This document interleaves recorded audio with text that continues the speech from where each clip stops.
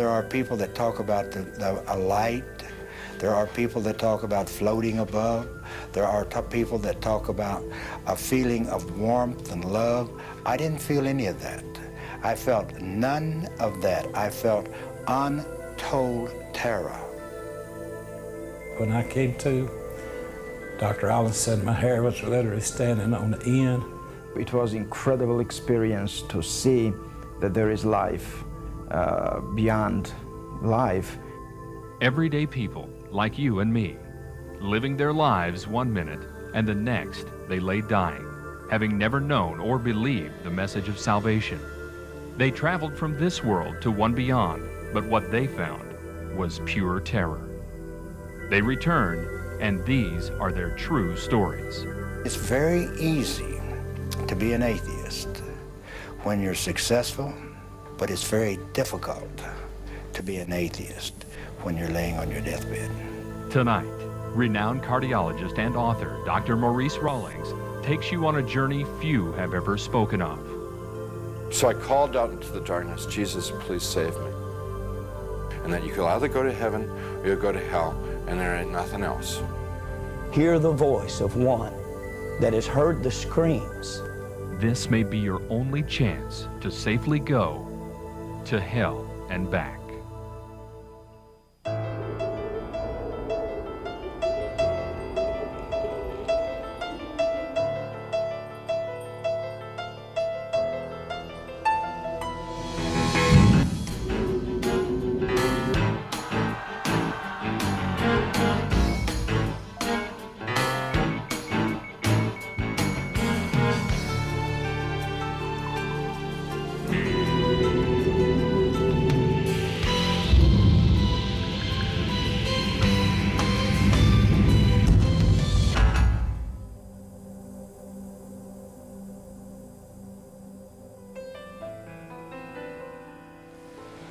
This is an experiment on life after death. All through history, man has predicted life after death. All Bibles are based on life after death, all religions. But where are they? Who's come back to show us there's life after death? But now, through modern resuscitation methods, bringing the heart back, bringing breathing back, you and I can now bring a whole population of people back to talk to us about what's on the other side of death. See what you believe in some of these cases that we're going to present. The good ones are a dime a dozen because people love to tell about this wonderful experience after I died and I came back. The hell experiences are embarrassing. It's an F on the report card, a slap in the face. But we have some cases we're going to present tonight that tell you about their own hell experiences so that you won't go where they went. Now, what all this is based upon is teaching you, which we will later in the program, how to restart the heart, restart breathing on someone who has recently clinically died. Notice that death is reversible. You have 4 minutes survival time of the brain cells without blood flow before rigor mortis sets in, true death sets in, where resurrection is required. Something man can't do. We can do resuscitation, something God has permitted us to do. And how many hell experiences have had salvation on the floor, conversion on the floor, and only remember the good experiences to report? Such was not the case in Ronald Reagan. He had his little boy with him, was going to a 7-Eleven store, and got in an argument. A bottle was broken. He became stabbed multiple times by his assailant. And then the rest of the story we're going to present to you on film. In 1972, my life was broken. I was a drug addict. I was a criminal. My family was broken. My wife had filed for divorce a couple of times. My children were afraid of me. I really couldn't hold a job. My mental state was terrible. And it was in that frame of life that I took my 6-year-old son one night and went down to a little market going inside to purchase some things. And on the way in to that market, I met a gentleman coming out the door, and an argument erupted. And before I knew it, I had just hit him, knocked him down, and he fell into a stack of bottles. The bottles bursted, and immediately he leaped up with a broken bottle and began to stab at me. I lifted my left arm to try to stop the blow, and the bottle actually severed the biceps muscle, the major arteries in my arm, and I was bleeding to death in just a matter of seconds. But full of anger and hatred and rage, I kept fighting and kept bleeding. My little son was screaming. He was hysterical. But the man that ran the store came over and said, if you don't get to a hospital, you'll bleed to death in just a few minutes. So he actually took me in my own automobile to the hospital, and when we entered the emergency room, I was barely conscious. And as the medical attendants began to work on me, I could hear their voices, and I could hear them saying, "We can't help him. He'll have to be transported to another hospital. Probably will lose the arm." And as they loaded me into an ambulance, my wife had arrived by that time and got in the ambulance with me. But as they pulled out of the parking lot of that hospital, a young paramedic looked down into my face, and I could barely see him. I was so weak. But he said, "Sir, you need Jesus Christ." And I didn't know Jesus. I didn't know what he was talking about. So my reaction to that was to begin cursing. And again, he stated to me, "You need Jesus." And as he was talking to me, it appeared like the ambulance literally exploded in flames. I thought it had actually blown up. It filled with smoke, and immediately I was moving through that smoke as if through a tunnel. And after some period of time coming out of the smoke and out of the darkness, I began to hear the voices of a multitude of people screaming and groaning and crying. But as I looked down, the sensation was looking down upon a volcanic opening and seeing fire and smoke and people inside of this burning place screaming and crying. They were burning, but they weren't burning up. They weren't being consumed. And then the sensation of moving downward into this. He was thrashing, just thrashing about, you know, and moaning and groaning, and it was like there was a battle going on. I wasn't a Christian at the time, and I didn't even know anything about spiritual battles. But it was scary to me in the fact that I could feel it. I could feel it was like light and darkness. It was like he was fighting against something. And I didn't know what, but now I know, you know, he was seeing the vision of hell. But the most terrible part of it, I began to recognize many of the people that I was seeing in these flames, as if a close-up lens on a camera was bringing their faces close to me. I could see their features and see the agony and the pain and the frustration. And a number of them began to call my name and said, "Ronnie, don't come to this place. There's no way out. There's no escape. If you come here, there's no way out." And I looked into the faces of one that had died in a robbery attempt, who had been shot to death and bled to death on the sidewalk. And I looked in the face of two others that had died drunk in an automobile accident. And I looked into the face of others that had died of drug overdoses that we had partied together, and the agony and the pain. But I believe the most painful part of it was the loneliness. And the depression was so heavy that there was no hope. There was no escape. There was no way out of this place. And the smell was like sulfur, like an electric welder. And the stench was terrible. And as I looked at this, I had seen people killed. I had been involved in fights where people were killed. I've done time in prison for manslaughter myself. I grew up basically in a reform school and in a jail cell. I was beat on mercifully as a child by a father that had temper problems and alcohol problems.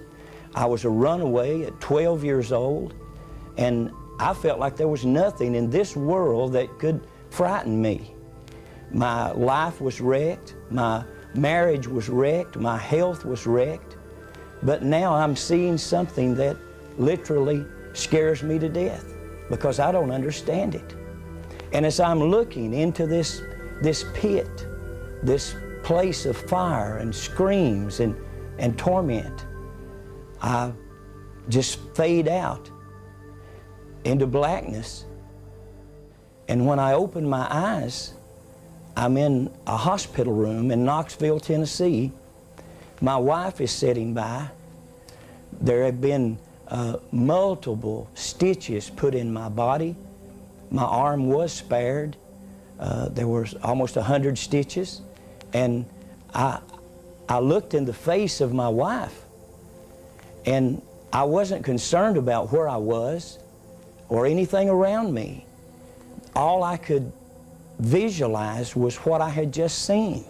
He had this funny look on his face, and it was a terrifying look. And he said, I don't really know what's happened to me, but he said, I've been in a terrible place. And I kept telling him, you're in the hospital. You've been in the hospital all along. And he kept saying, no. He said, I've been in another place. He said, I don't know exactly what it was, but he said it was terrible. It was a terrible place. I could still hear the screams. I could still smell the terrible smell. I could still feel the heat. And I could still hear the voices of people that I'd known through the years screaming for me to go back. And through the days to come, I tried every way to get that out of my mind. I tried to get drunk. I could not get drunk. I tried to get stoned. I could not get stoned. I tried everything that I could to get this off my mind, and I could not. Here we are again, wondering whether hell is for the bad guys or the good guys. I'd like to introduce the subjects OBE, NDE. You know what clinical death is, where heart stops, breathing stops, and we start life again, restart the breathing and the heart. They come from death back to life, a reversible situation before rigor mortis sets in. Out-of-the-body experiences and near-death experiences are entirely different. Near-death experience, I hold a gun up at you and say, give me your money. You may get scared to death, but that's a near-death experience, but you didn't come anywhere near dying. Almost near-crash auto accident. That's a near-death experience, but nothing involving stopping the heart, stopping breathing. And yet, most of the authors that write these books are including NDEs and OBEs with clinical death. We're just investigating clinical death, where people actually die and come back. Now, out-of-the-body experiences is a way to get there without dying. How'd you like to find out what death feels like without dying? Well, deep hypnosis can get you there. You see a guru over in India and learn the meditation techniques and the correct mantra. You can have chemical hypnosis. You can go scrying with your crystal ball.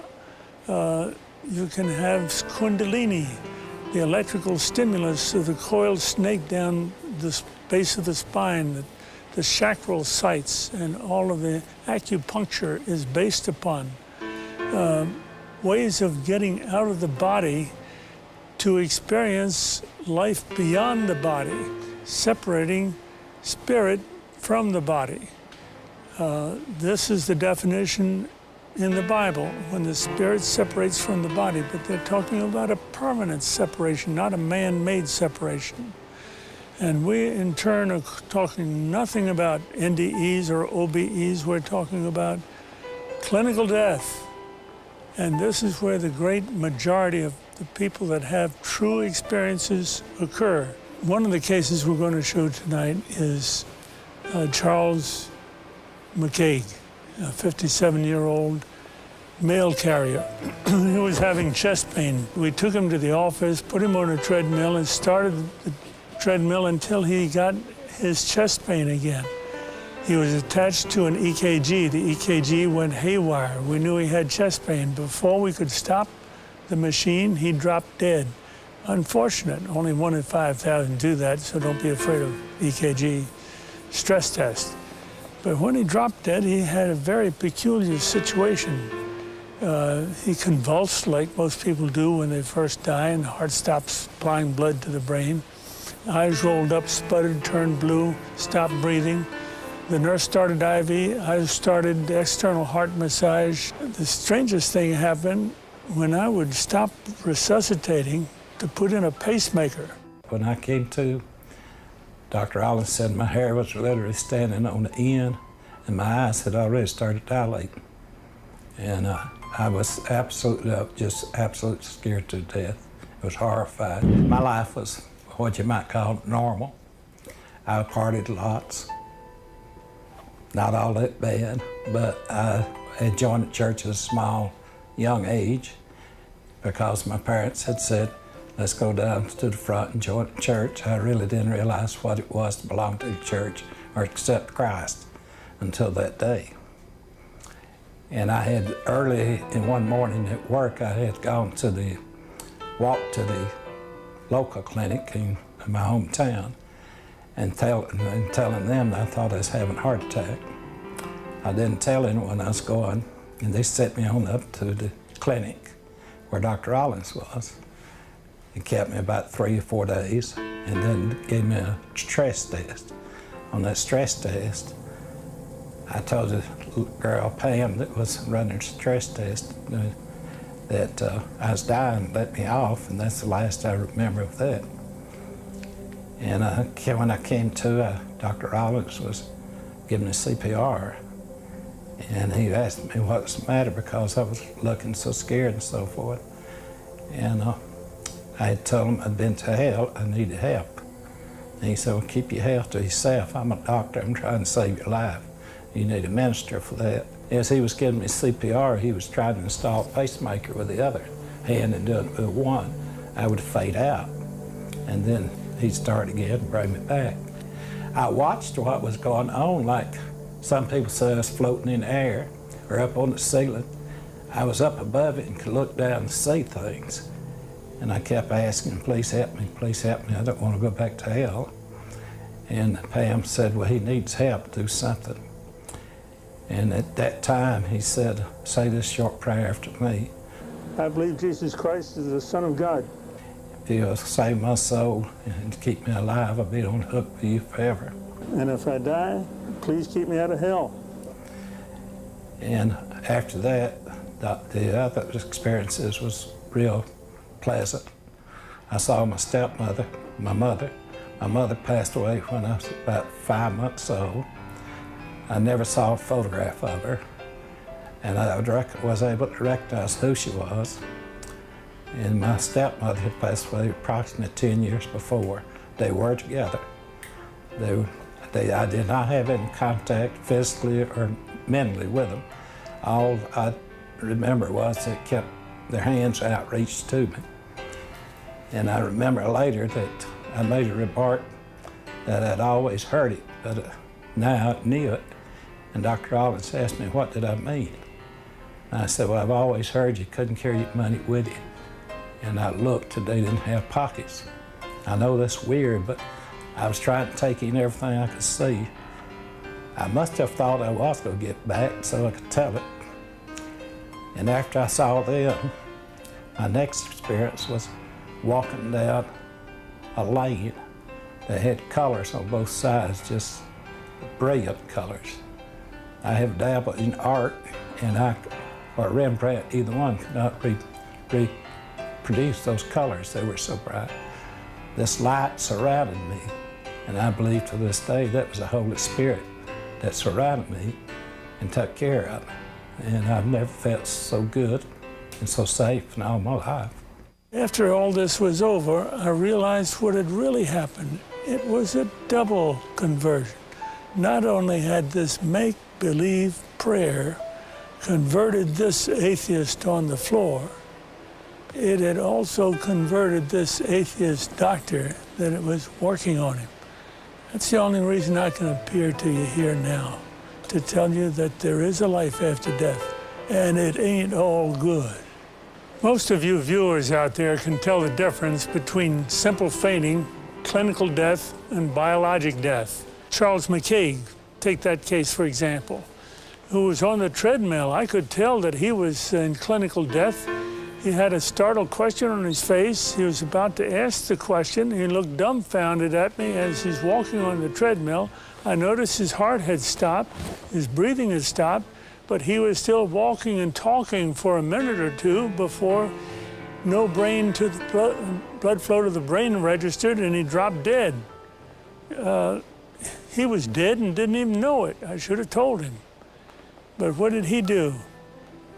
As soon as we started the clinical death treatment, CPR, we started the heart up again, started breathing again, he came back. This was a case of clinical death.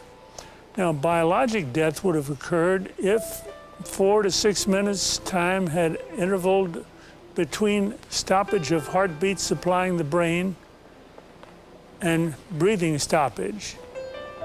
After that, brain cells, as the most sensitive cells in the body, start dying. Rigor mortis sets in, meaning stiff as a board, and now we need the resurrection. Only God can do a resurrection. We're doing resuscitation, something we're permitted to do. And now we want to introduce to you Howard Storm, an art and literary professor who was in Paris with his class when he suddenly had a stomach rupture, an ulcer rupture, peritonitis, shock, sudden death, clinical death, resuscitation, hell experience. I was a 38-year-old college professor, and I taught art, and I had taken a group of students and my wife, and we had gone around Europe, and we had just done a 3-week tour, and this was the next to the last day. And we were in Paris, and at 11 o'clock in the morning, I had a perforation of my stomach. When this happened, the pain was the most acute pain I'd ever experienced in my life, and it just dropped me right down to the ground. And so I'm twisting and kicking and moaning and screaming and yelling around on the floor. And my wife called an emergency, called the desk, and they called an emergency service. A doctor came, and he called an ambulance because he knew what was wrong, and they took me about 8 miles across town to the public hospital, to the General Hospital of Paris, where I was taken into emergency, examined by 2 more doctors who knew exactly what was wrong with me, and then they took me away to the surgery hospital, which was a couple blocks away. And I was parked there because there wasn't any surgeon available to do the surgery. And so there I lay for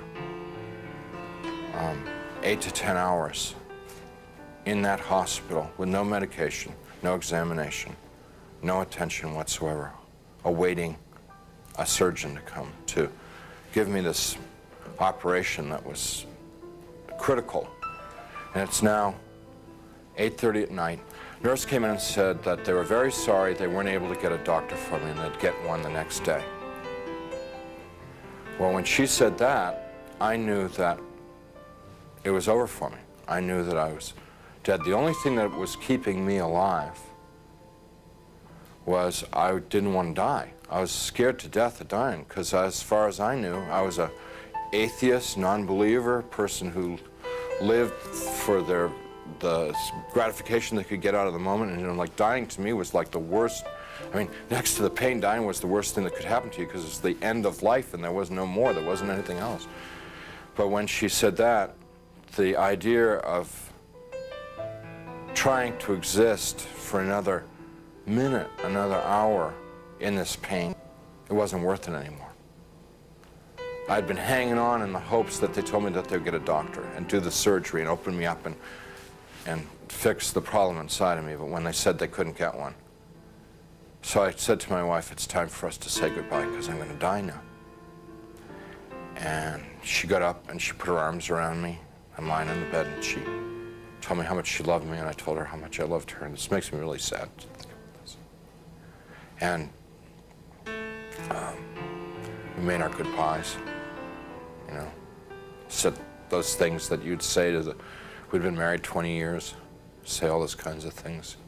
I can't tell you because I'll just start crying, but she finally sat down because she knew it was over. And I knew. And it was just so hard looking at her, crying like that, and I just closed my eyes.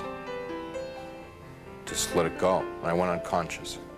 I probably was unconscious for a very short while. A few minutes, probably. And I was conscious again.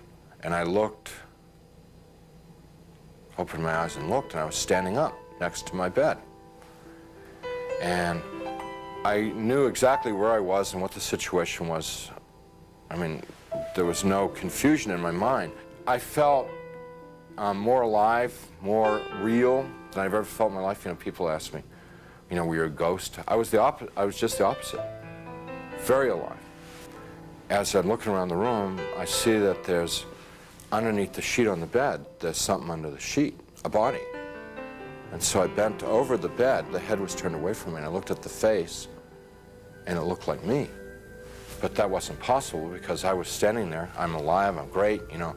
I mean, I'm more than great. I'm like, you know. And so I tried to talk to my wife.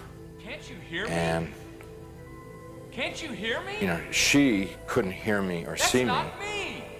But I thought What's going on that she here? just was ignoring me.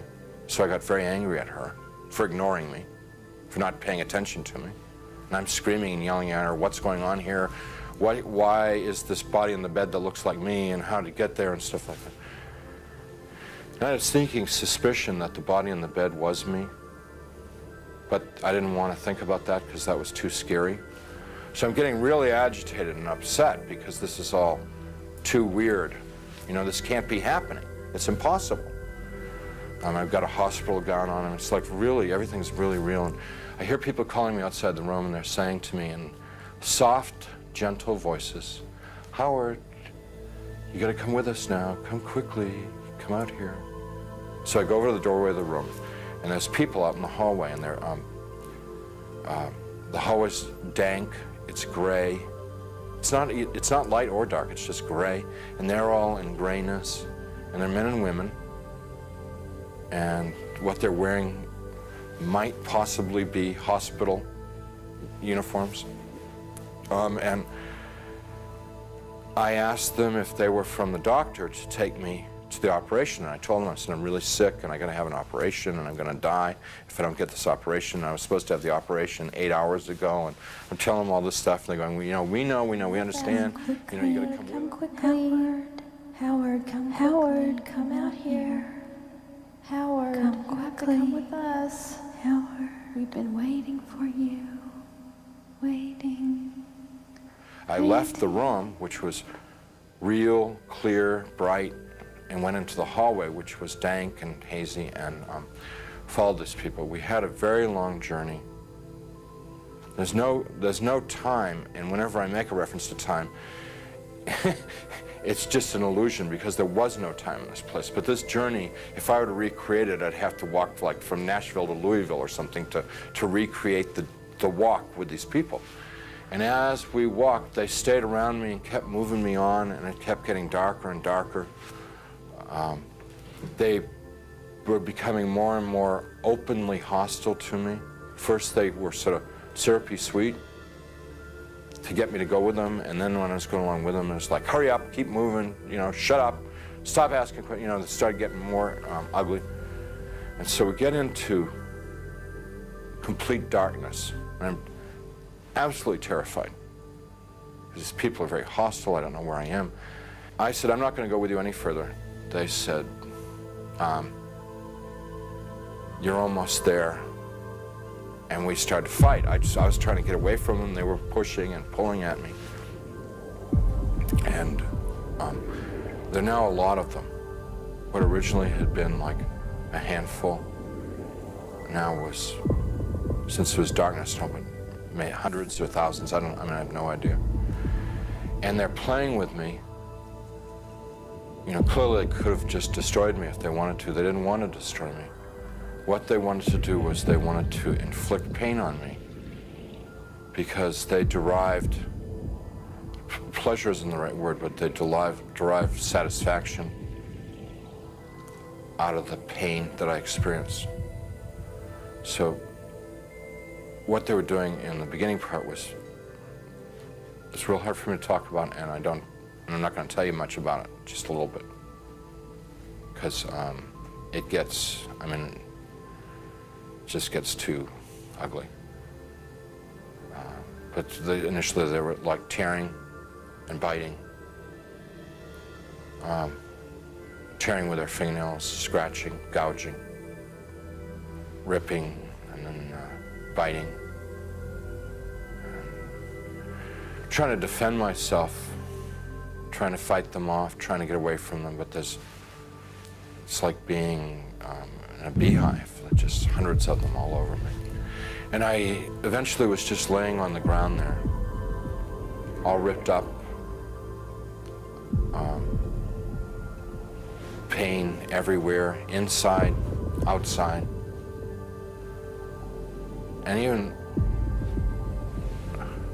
harder to bear than the physical pain was the emotional pain of what had just happened to me. The utter degradation that I just experienced. You know, I never once felt that it was unjust or wrong. I heard my voice. It wasn't somebody else's voice. It wasn't the voice of God or anything. It was my voice. And I heard it speak, but I didn't speak it. So whether it's the voice of my conscience or, I don't know what it was. It was just, but I distinctly heard my voice say, pray to God. And so I thought to myself, I don't believe in God. Pray to God. And I'm thinking, even if I could pray, I don't know how to pray anymore. I haven't prayed. And at that time, I probably hadn't prayed in 22, 23 years. So I'm thinking, like, when I was a child and we said prayers in Sunday school and we said prayers in church, and what did we say? And I'm trying to think of it, because to me, to pray was to recite something that I'd learned. That's what I thought a prayer was then. So let's say, the Lord is my shepherd. Give us this day our daily bread. My country, 'tis of thee. No, that's not a prayer, that's wrong. Let's see, yea, though I walk through the valley of the shadow of death, fourscore and 7 years ago, our forefathers. You know, I'm getting all mixed up. I can't remember how to pray.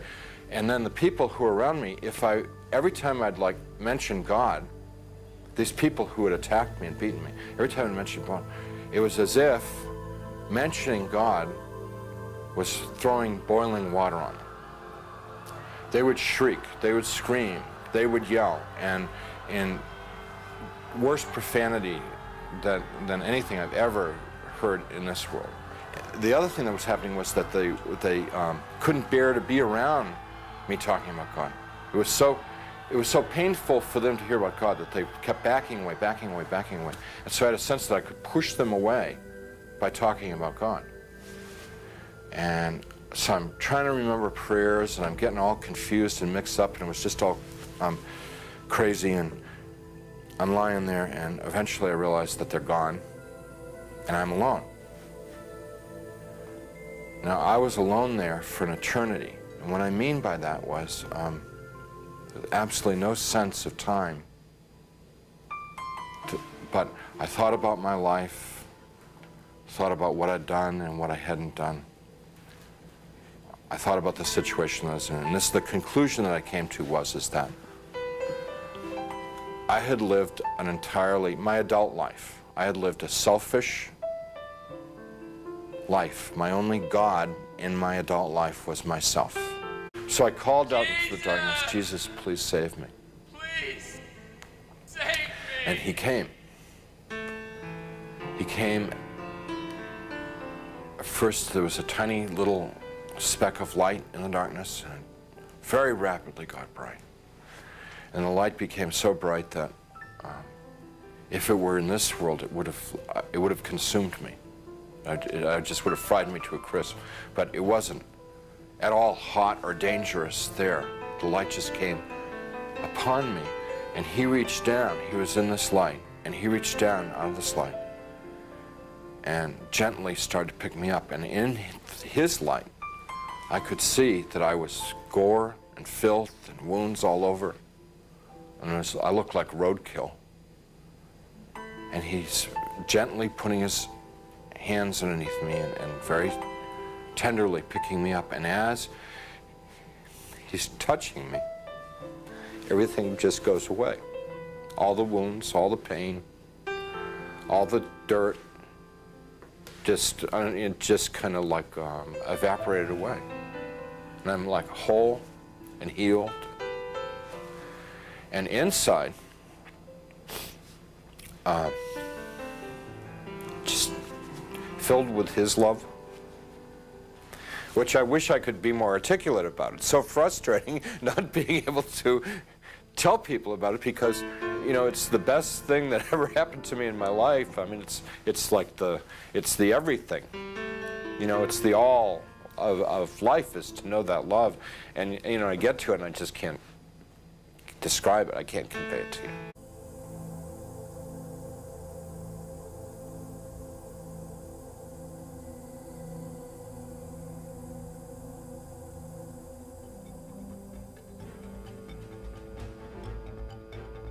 A random survey reveals that many people do not believe in a true heaven and hell.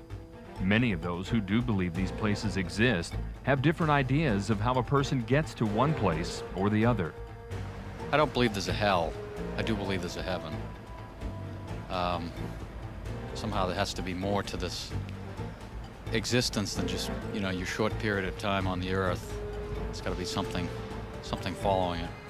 I believe that everyone will pay for what they do in life. I don't believe necessarily by what the Bible says about hell being a fiery inferno. I believe that hell is just your worst fears and everything that can be evil in your own perception, you pay for eternity. And I also believe in heaven is where you could live for the rest of your life in peace, as long as you love God and live for God and live by His word. I do believe there is a heaven, definitely a heaven. I'm not sure so much about the hell, how you explain hell. However, yes, heaven, yes. I don't think it's necessary that you attend church to go to heaven, or that you believe in the Bible but just live a good life. I think hell is reserved for just a few really bad people, maybe somebody who might commit murder intentionally. Probably murder is about the only thing I would think you would probably end up in hell for. I'm not really sure what would define you to go to hell or why you would go to heaven. I really wouldn't know. I think there's probably not either a heaven or hell, just an afterlife. I don't know exactly what it is, but I think I'm not sure what there is, but I think there's just sort of a middle, like a limbo or a purgatory where everybody goes. That's neither really comfortable or really traumatic. I believe that everybody, number one, in their own mind thinks of a heaven and hell, and heaven is what makes them the happiest, what they're looking forward to in the future, and what they strongly believe by their belief, whether it be God or some other deity or some other entity, that heaven does exist, and that's what they work for in life. My daughter is a proclaimed atheist, but somewhere in the back of her mind, she knows that there is, in her mind, what she wants out of the final lifetime. And to me, that is all it requires. A deity is not required. I believe in my kind of belief, which is more of a metaphysical belief. I believe how you feel on earth and how you view heaven, what it is, it's your own conception. So it becomes that way when you die. So if you believe that there's a God source in you and that you're basically a good person and you're a happy person, that's what happens to you after you go. But I don't believe that you're penalized and that you go to some place full of fire if you didn't live your life the way organized religion thinks you should. Many people are trying to dilute the message of hell, the message of heaven, saying that neither of these worlds exist. Why not eat, drink, and be merry? If there is no accountability, then there is no sin. And if there's no sin, Christ died in vain. And if Christ died in vain, what do we need God for?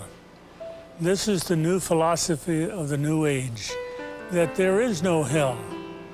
It is the hope of most people. There is no hell. On the other hand, people are going to visit our loved ones in the hospital with a new message of a new age that is the exact opposite. It's called the religion of NDEers, the religion of near-death experiencers. Look, I went to heaven, they tell the patient that's dying, and I saw the light, and I came back, all is well. There is no accountability, there is no hell. Heaven's gates are open wide for everyone who dies. Look at me, I'm an atheist, I'm here. You don't have to worry. Death is nothing to be feared. I'm going to stay with you. Your family's too afraid to stay with you while you're dying, but I'm not. Let me hold your hand. Let me tell you about this glorious thing that's coming to get you, this beautiful light at the end of the tunnel, where there is no worry, no loss, only gain. You're acceptable as you are. There is no heaven. There is no hell.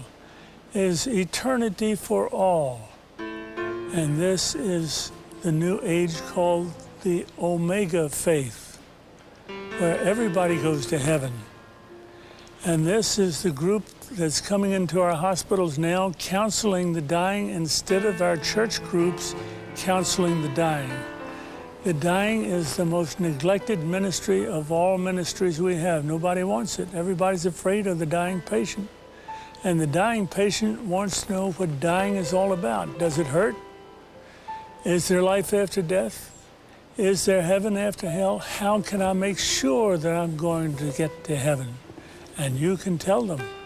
It's a free gift. You can tell them how to get it. But if we don't defend ourselves against the Omega faith and these people infiltrating the hospitals now with a faith that's deadly, nothing, that the world is nothing, then we're going to lose our own Christianity. The patient will die naked without any faith at all. We'd like to introduce the case of Dr. Whitaker, who's still in practice, an atheist at the time, had nothing to do with God. But there's a situation that occurred that changed his life, and we'd like you to experience it with him. It was February of 1975. At that time, I was an alcoholic out of control. I was also using recreation drugs, but primarily alcohol was my drug of choice. And I totally was out of control. And I had a lot of friends in the entertainment business, and Hoyt Axton happened to be one of them, Ringo Starr and a bunch of people. And so they were having a TV special on the West Coast. And so Hoyt had called me and asked me if I would like to go or come out. And I told him, yeah, I would love to, because I knew there was going to be a lot of booze, I knew there was going to be partying, and while they were doing their special, I was doing my thing. And so after about 3 or 4 days out there, I became ill. And by ill, I mean I had a severe pain in my abdomen. I flew into Oklahoma City and called a senator friend of mine and told him I had to have a car because I was ill, I was sick. So they sent a car and they took me home, and I checked into the hospital at Wadley Hospital in Texarkana in February of 1975. I checked in with electrolytes, which means my potassium, my chlorides, and various chemicals were so far out of balance that they had to give me IVs to build me up. Now, at that time in my life, I was an atheist. I was a hardcore atheist and was living for myself. Atheists are self-centered, and they live for themselves. And this is where I found myself in 1975 in the hospital, and they took 3 days and then they operated me And when they operated me, I found myself in intensive care. I woke up on a respirator, which means they were breathing for me. I couldn't speak, but I had been laying there in a coma, and I had heard these people talk about how sick I was and how I was going to die and how I wouldn't get out of the hospital. And at that time, my hair was very, very long because I just wore my hair long. And I heard one guy say, his hair is long, and another guy said, not nearly as long as it's going to be before he gets out of here. And a third voice said, he's not going to get out of here, he's going to die. And after 3 days, I could breathe on my own. And I remember my doctor, my surgeon, a guy by the name of Donald Duncan, he told me, he says, Don, if you have anything to get right, if you have anything to get signed, you get it done, because we're not sure. We're not sure how long you have. So I knew, see, I had a condition that was called acute hemorrhagic necrotic pancreatitis. You don't live with this disease. Now, you can live with pancreatitis. You can even live with acute pancreatitis. But you do not live with acute hemorrhagic necrotic pancreatitis. Duncan had told my 2 sons that I would be dead before morning. They didn't expect me to survive. And, you know, I'm laying there. Now, I'm a professed atheist. And when I say a professed atheist, I didn't believe in God. I believed in the power of the universe because I had seen it. You know, I'd seen it, life and death. As a physician, I dealt with life and death.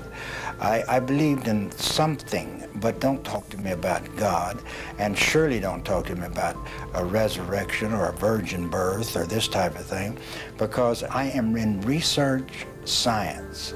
PhDs in research science, the majority of them do not believe in God. They do not believe in a supreme being. They believe, and they're beginning now to believe that there is order in the universe, because as we get farther and farther along, we see the order. But I was an atheist. Now see, it's very easy to be an atheist when you're successful. You have worked your way from Oklahoma welfare to being one of the most powerful men in your part of the country, one of the most powerful men in the state of Oklahoma in relationship to political. It's very easy to be an atheist when you have done all of that. Man can sit back and say, I don't need God. What is God?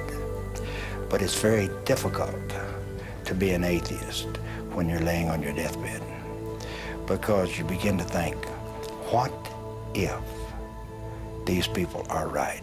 See, there'd been one man by the name of Ron Short that had stood between me and the gates of hell. One man that had witnessed to me about the love of Jesus for 5 years before I became ill. One man. And, you know, I would debate him, and I liked him because he did what he said he was going to do. I mean, he was the only one that I saw that professed to be Christian, that lived what he said he was going to do. And so I really respected him. I didn't believe what he said, but I respected him.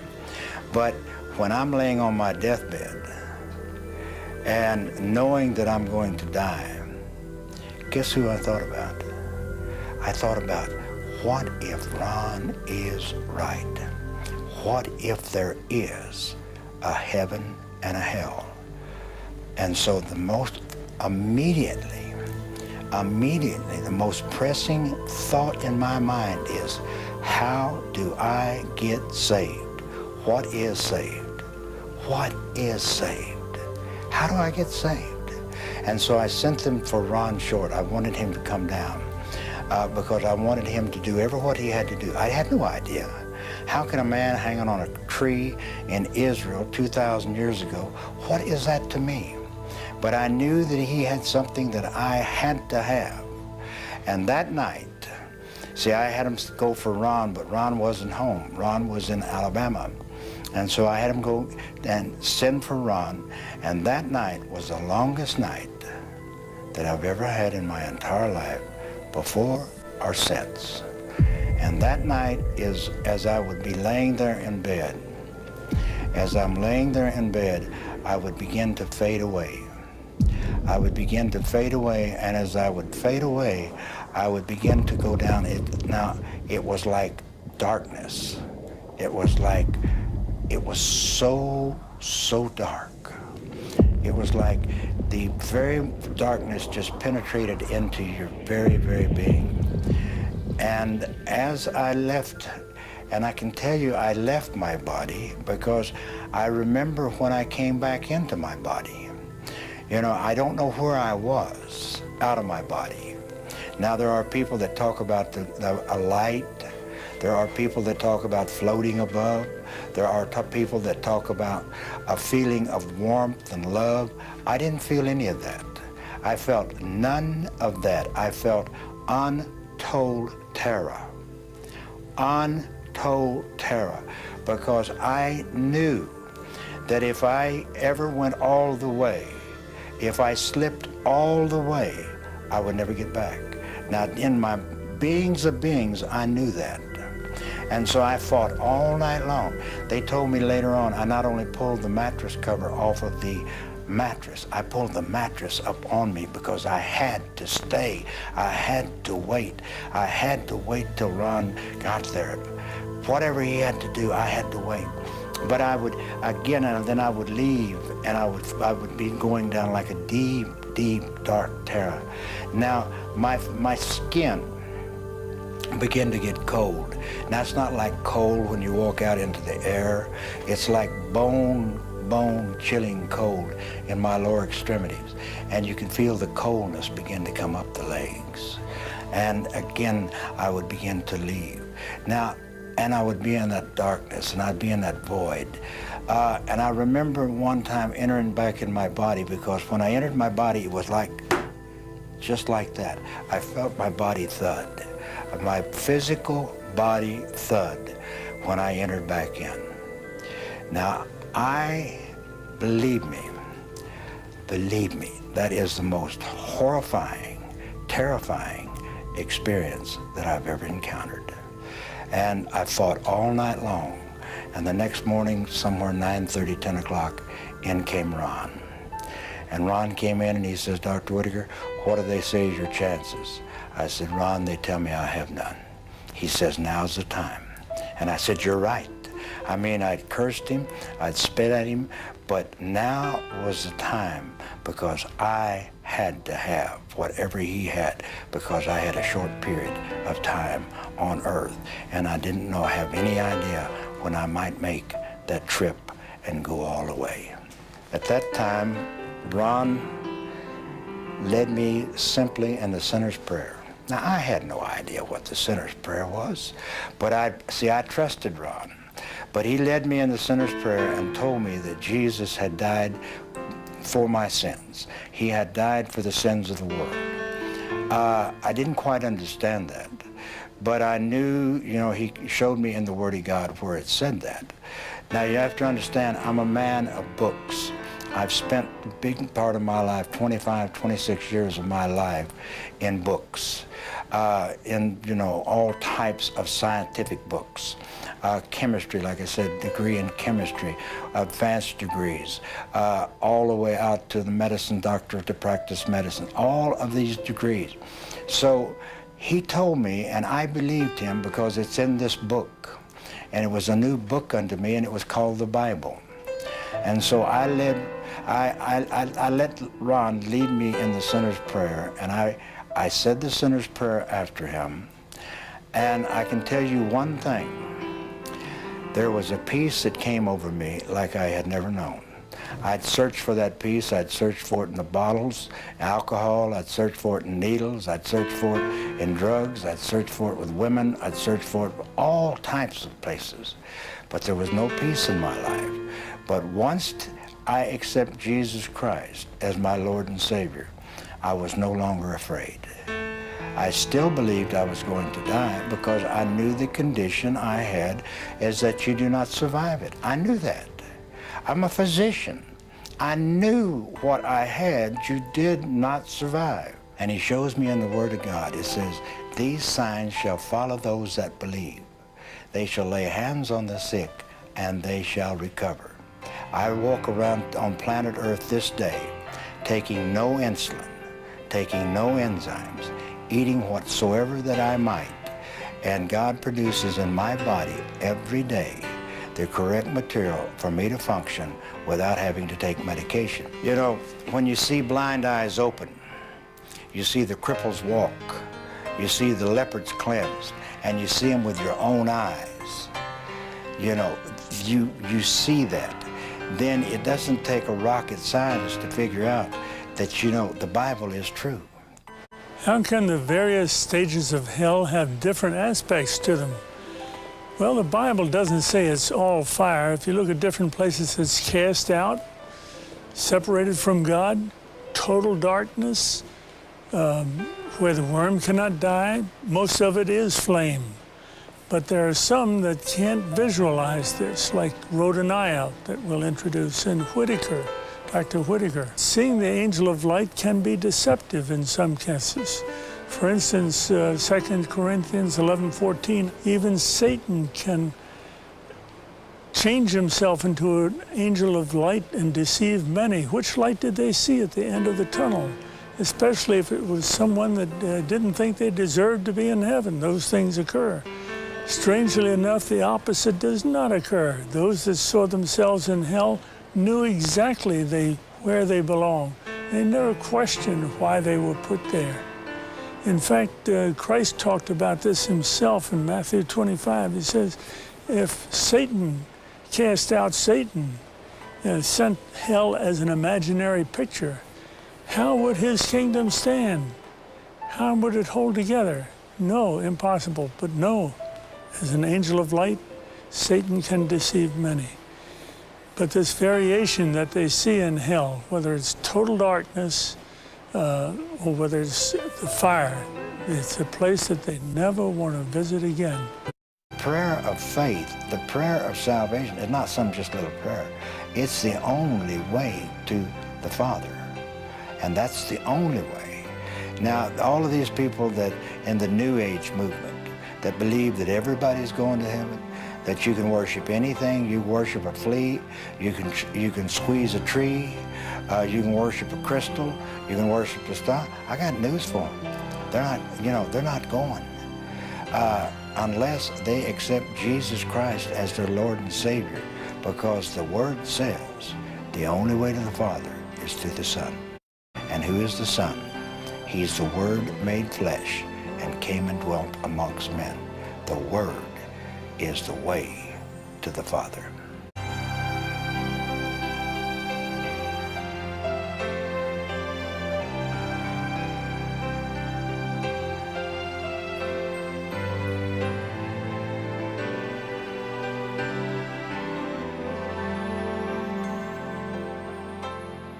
Friends, you've heard the evidence.